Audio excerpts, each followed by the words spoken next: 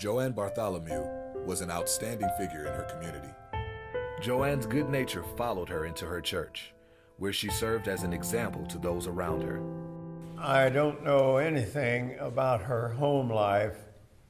The only thing I know is she was a fully dedicated person to whatever she was doing here in the church. She was a sweet little lady. She was our, we had a Sunday school class that had about 4 different teachers, and she was one of the teachers, and she was a sweet lady that would do anything for you. Oh, she had a beautiful personality. Well, her personality was beyond measure. I would be like the person that said, I never did see anybody I didn't like. Well, that was kind of JoAnn.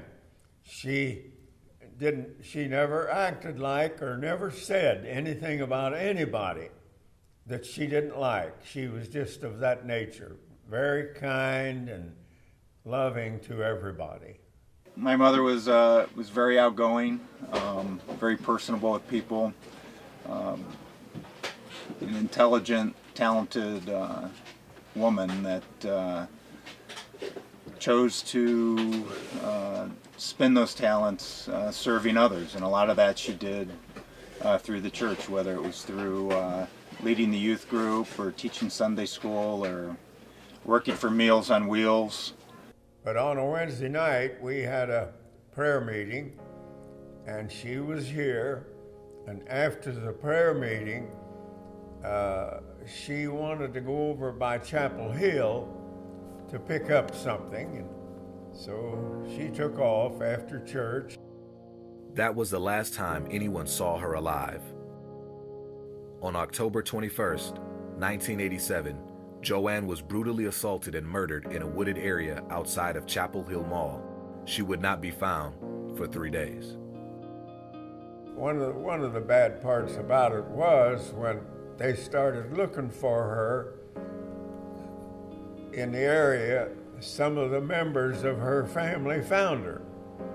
And quite a ways from where this happened, they found her purse, and they never did find out who did it. JoAnn's death sent a shockwave through this tight-knit community. Her passing left those who adored her confused and devastated. Just tore everybody up when this happened. JoAnn was 48 years old. Born out of this tragedy was an organization devoted to helping others. Well, nevertheless, she was such a good lady, and everybody in the church knew her, and somewhere or the other, Paul, I think it was, yes, came up with her name and said, why don't we call this place JoAnn's Pantry? Which turned out to be a very nice thing, you know. JoAnn's Pantry started out in 1989, serving 100 families a month. 25 years later, the pantry now serves 500 families a month, approximately 1,600 people. With the expanding number of families, Marple was forced to seek a more efficient method to serve their growing needs. One morning before I got up, I'm laying there in bed, and it just come to me, the thought, and it was like this: how would I like to go to a grocery store and they would say to me, sir, give me your box and I'll fill it up for you? I said, how would I like that? I said to myself, that wouldn't be good. So I went in and I told Al, I said, Al, we're going to change this place to a self-service. I said, I don't care what it takes, we're going to do it. And now we have a self-service that just works, in my opinion, very slick. What transpires is we have 2 long tables. On the first table is where we give our meat away, and then we draw items that's called USDA. And that we tell the people to take one of each one of them And after they get that and their meat in their boxes, they move right on over to the other table. So they start at one end of the table, and we have somebody there guiding them, and they go clear around the table and back on the other side, and there's food in the shelves all the way around. And when they get back to the end, that's where they get their cookies and crackers and bread. So they usually wind up with around a pretty good box of food. Run by volunteers, JoAnn's Pantry is a nonprofit organization funded by donations and contributions of church members. The people here are great. We always have enough volunteers, and we can always use more. Gives us lots of satisfaction. People come to know the Lord sometimes if they don't know Him. We get a chance to pray with them. I would say there's a job there for almost everybody. I cut up boxes and bundle them up, and they take them to recycle. We go through quite a few bundles. The bundles are over here. They bundle those up and take them down. In the 2 days I'm here, we bundle up about 12 bundles. So it's a lot of cardboard that we go through. Work at the pantry doesn't end when the doors are closed. Even though the pantry is open 2 days a month, volunteers often put in full-time hours. Another thing that I do for the pantry, I go down to the food bank every Monday morning at 7 o'clock, pick up food, bring it here, unload it, take it to the on the shelves. My husband and I, we do this together. So it's something we enjoy, and we think it's a calling. I stock shelves every day that we go to the food bank and get stuff. I generally come back either on a Monday or Tuesday and Wednesday and stock and cut up cardboard and stuff through the month. The pantry is a blessing to all these people down here. We feed people when they don't have food. Couples come in here one day, and a woman and her son, and they hadn't eaten all day. So we went downstairs and gave them lunch. We made sure they got home fine. The pantry is just a blessing from God for these people. And anybody that can donate, it would be appreciated. Most of the people come here have lots of love. They're very appreciative to what we give them, and we just love them and they love us back. It's a great place to work. The pantry is a wonderful place to have in the community. It helps the community quite a lot. It's helped me. So I do encourage people to give of themselves, and those who can give to the pantry, do so. I haven't retired. I've been looking for work. And when I can't get work, I come here to get food.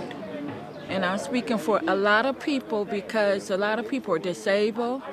They don't have jobs. They're looking for jobs, and they need food. And this is very nice, and I thank God for it. Pantry helps me out, like at the end of the month or end of the month when my food stamps run out. And they got nice stuff in here, and we need a lot of more donations. Helped me out so much. So grateful to have the kind people here to be so grateful to help us older people. You have time to donate. It's a very worthy cause. And because we do have the poor with us always.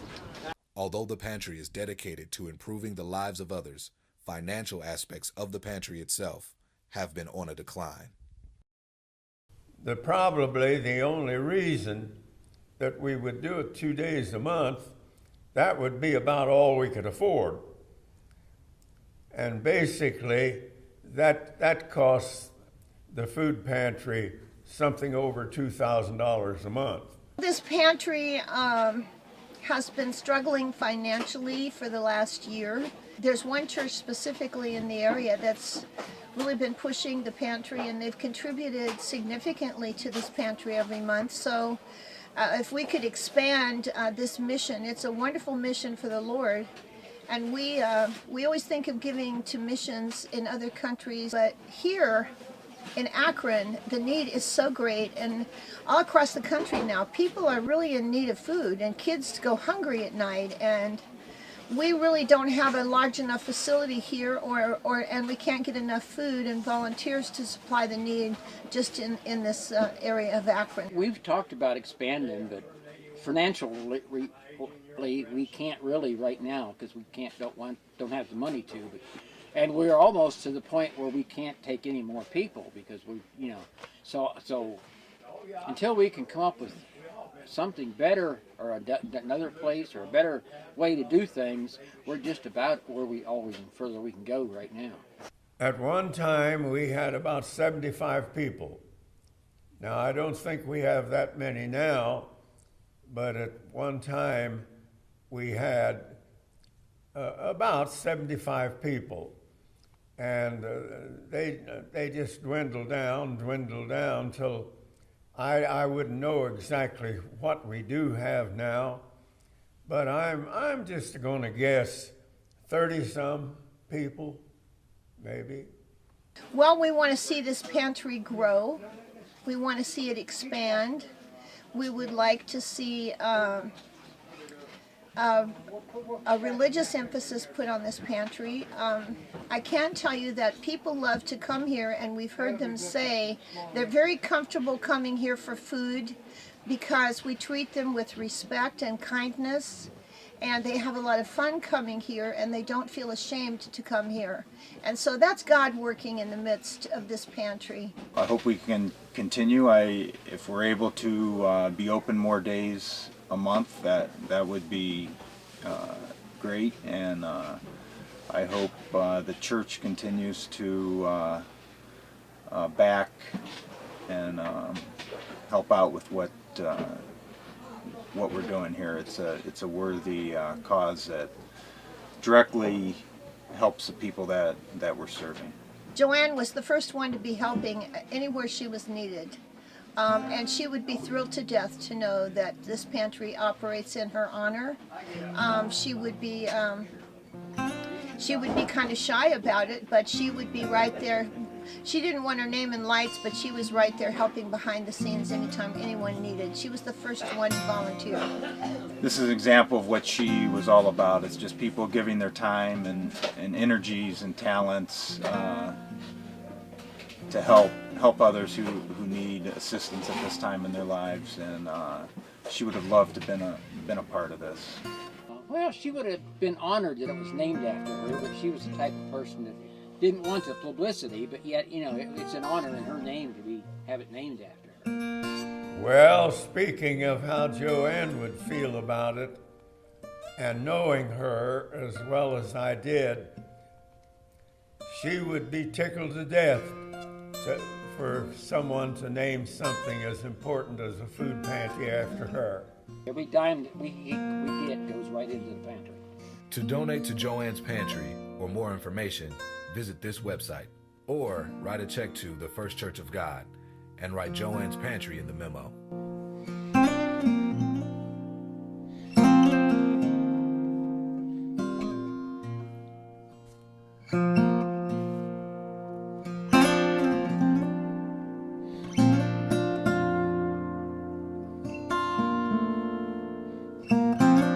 I strive to be more like my mother and to give back and help people, and this gives me a chance to do that.